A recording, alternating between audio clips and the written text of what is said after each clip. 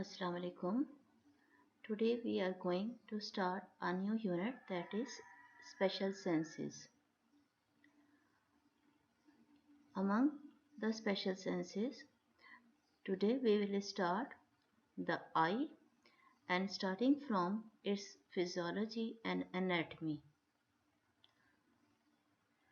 I want to discuss the anatomy and physiology of the eye in my first video because most of the students do not know what are the parts of the eye when we look into eye from the front. So you must be clear about each and every part of the eye. Visualizing the eye from the front. This is our eye and you can see what are the parts. The centralmost part, which is black in color, it is the pupil, and it is made because of the deficient part of the iris, which is the colored part of this whole circle. This whole circle has a colorless bounding and sheet over the iris while over the pupil. This colorless part of the eye, which is limited here to this extent, is called the cornea. This is the anterior-most part of the cornea and colorless, while behind the cornea, having a space in between the cornea and the next layer, that is colored part of the eye iris. Mostly the color of this part is brown, but it varies with the different eyes, maybe blue or maybe gray or mixture of any other color. In the center, the iris is deficient, making a circular aperture through which the light is going to be fall on the transparent part, that is lens. And this aperture, which is made by the deficiency of the iris in the center, this aperture is called pupil. Now, the outside this boundary, the colored white part of the eye is called the sclera, on which we can see the blood vessels also. It is covered by another colorless sheet which is called conjunctiva. It has two parts and we will discuss it later on. But you can see eye from the front. These are the different parts and you must be clear about the difference between the sclera, which is the whitish part, and the cornea, which is the transparent part.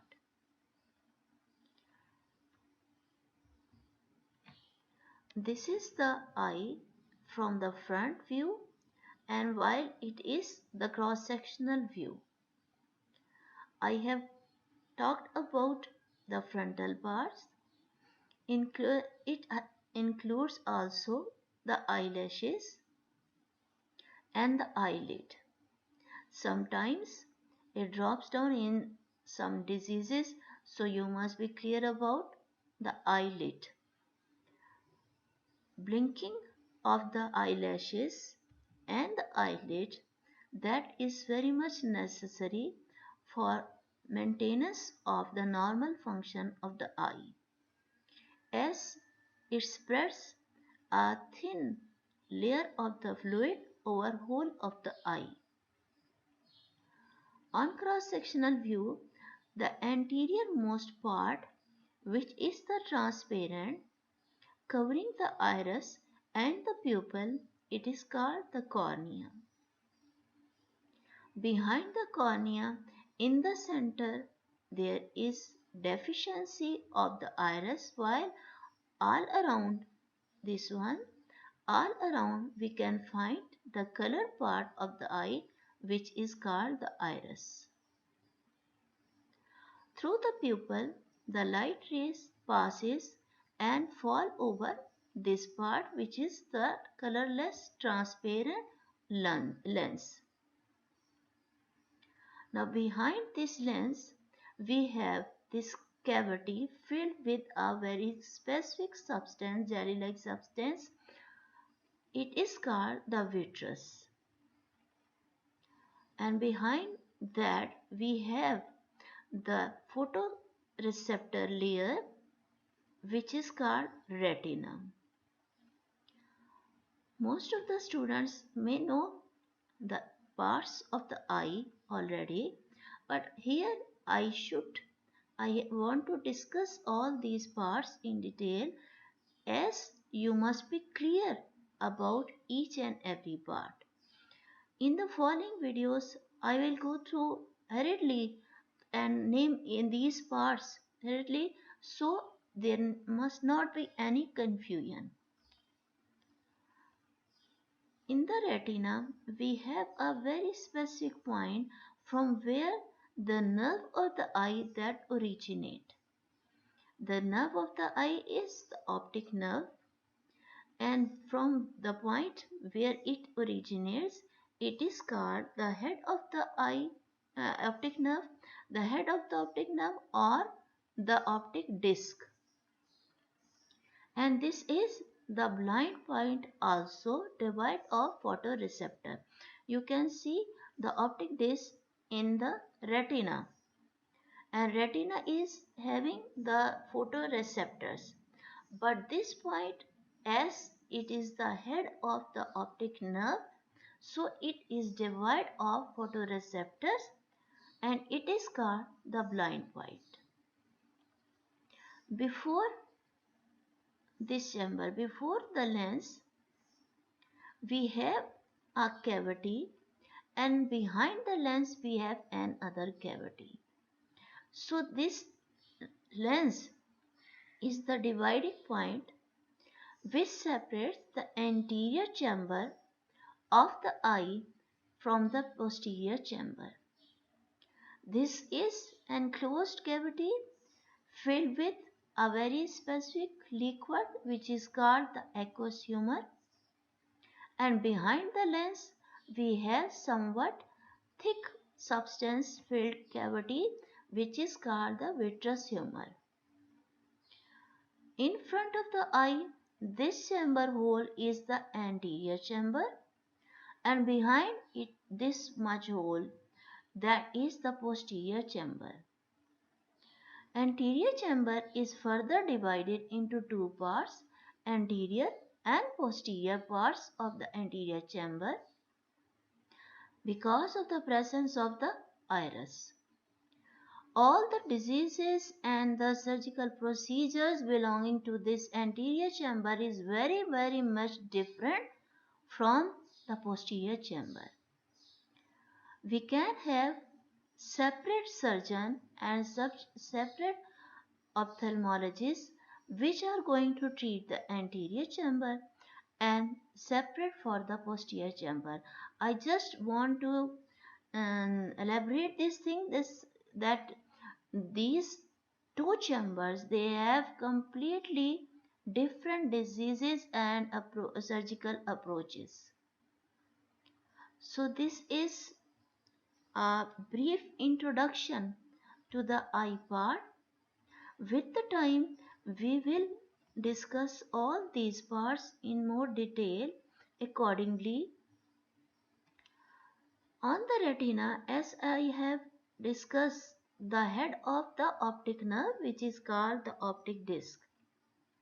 On the retina, we have another part. Optic disc is the divide of photoreceptor and blind point. But on the retina, we have one more point on which there is maximum visuality. That is, the visual acuity is maximum at that point, which is full of cones and have the maximum this point. This is called the macula. It is also present on the retina, but it has the maximum cones, maximum visual acuity, and it is exactly opposite to the opposite in means function and anatomy, um, not the direction. So it is opposite to the optic disc, which is blind point, and this point is for the maximum visual acuity. What are other differences? We will and what are its importance? I will discuss accordingly in following videos. You can see one more picture for the detailed structure of the eye. You can see clearly the blind spot, optic disc, head of the optic nerve. All these things present on the retina, which is not only having the blood vessels, abundant blood vessels, but also the photoreceptor layer and other nervous layers also. So light coming from the front of the eye pass through the pupil and reaches or fall to the lens, reaches to the retina to be focused on one point to form the correct image of the object. In this picture, one two more things they are also shown. The lens that is bounded not present in air, but it is bounded to the eye structures through some ligaments which is named as suspensory ligaments. So from cross-sectional view you can see the presence of the suspensory ligaments here, which is connecting the lens to the other different part of the eye.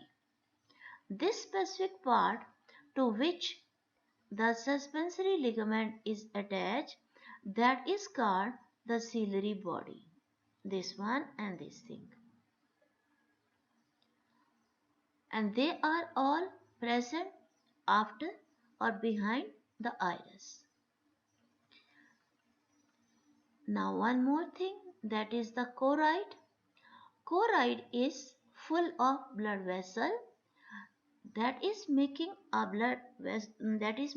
vascular network behind the retina.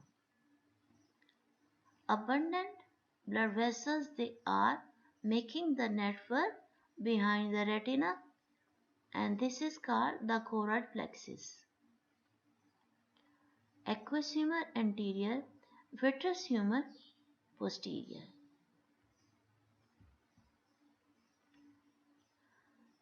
So from the front, the covering of the eye, that is number one is the tear layer. Tear layer is just the fluid, a little fluid over the cornea, which I have shown you this cornea clearly and named this structure clearly.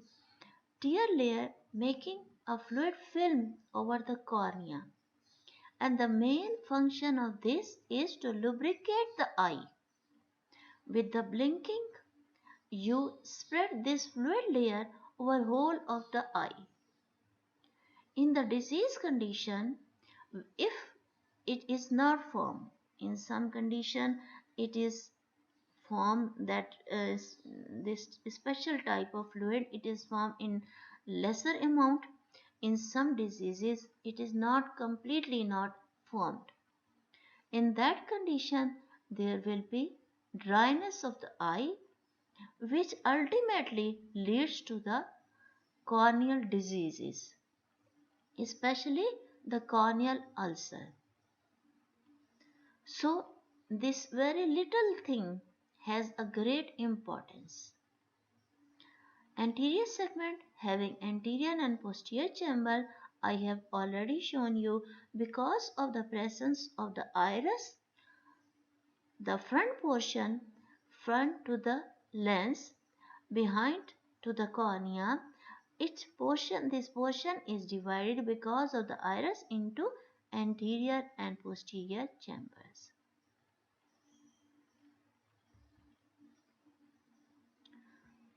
Before further discussion, I must clear you that all these things, they are not written in your textbook.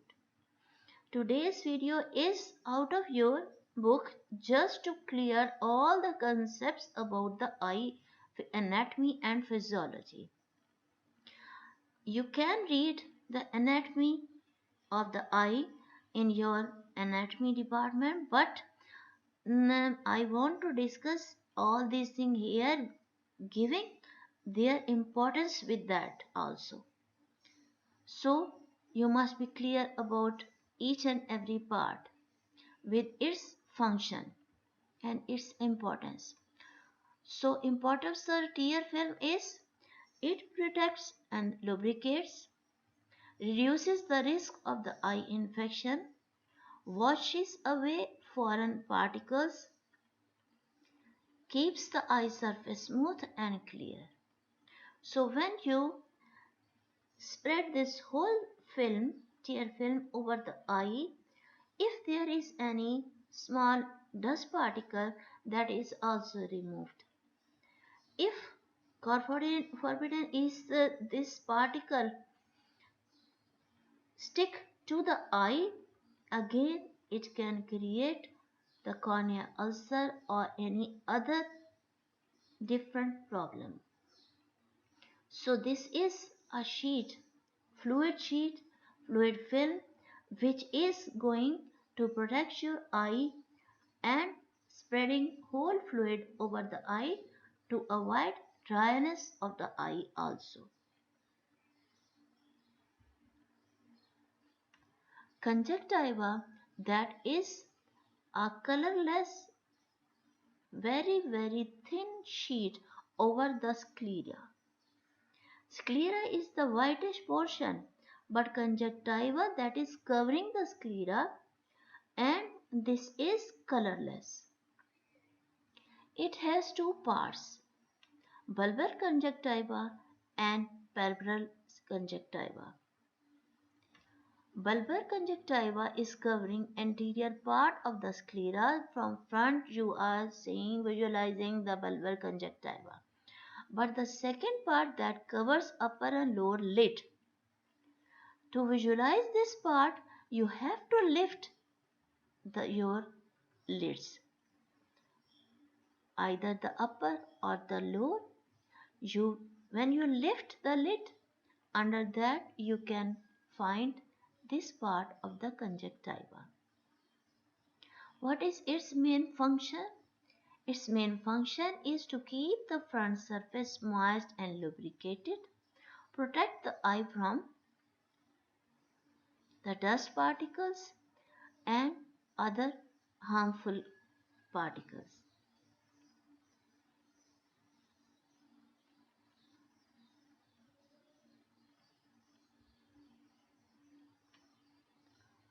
Coming to the next part, the sclera of the eye, opaque, fibrous, tough, protective outer layer of the eye. In front continues with cornea, which is the transparent centralmost part, and behind the sheet covering the optic nerve. It protects the eye and also it gives the globular shape to the eye. The eye itself is globular, filled with aqueous humor and vitreous humor. In case any disease condition, the aqueous humor is drained or the vitreous humor is drained, so the eye will lose its globular structure. It will be shrinked. So these fluid, when they are filling the cavities, then they give the globular shape of the eye, and the outermost whitish portion, that is the sclera. One more thing, where the sclera and the cornea, they join each other, the limiting line, that is called the limbus. I want to show you this thing again. From this part, or this is a better picture. This line, demarking line, this line which separates the sclera with the cornea, it is called the limbus. Because many surgical procedures, they are, and during that the surgeon is going to cut this at this line. So we will say that the incision is given on the limbus. One more thing about the surgical procedures, that when they are going to give the incision over the limbus, they will describe at 2 o'clock position, at 3 o'clock position, just making this hole as a dial of the watch. 1 and 6 here. Sorry, 1 here and 6 here. So, and 3, 9 here and 12 above. So if the surgeon describe that he has given the incision over the limbus over the 3 o'clock position, so you can understand what is meant by that, that this is the position on the limbus at 3 o'clock position, or at 9 or 11, so you will be clear about that, that this is the position of the incision over the limbus. So this is a very brief introduction to the different structures of the eye. In the following videos, we'll discuss the diseases and further physiology of the eye. So thank you. Allah Hafiz.